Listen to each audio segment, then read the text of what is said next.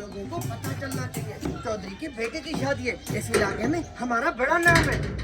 और शेतीदार दूल्हे की बास्केट लाना तो भूल गए हम। तो मैं ऐसा करो, ये बास्केट मेरे बेटे को दे दो कि हम शादी का फंक्शन गुजार कर फिर ये बास्केट तुम्हें वापस कर देंगे। ठीक है चौधरी साहब, ये लो दूल्हे मियाँ।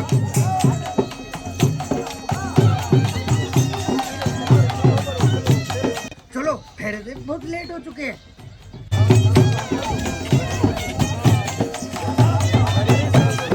किसकी शादी है, इतना शोर मचाया हुआ है?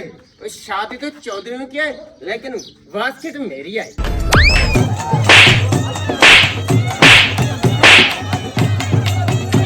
अबे ये सब बताने की क्या जरूरत थी?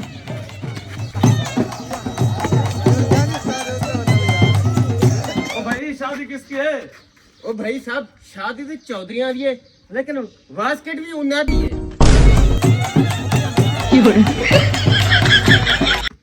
ये सब बताने की क्या जरूरत थी?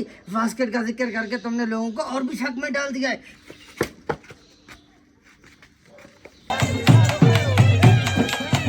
भाईजान शादी किसकी है?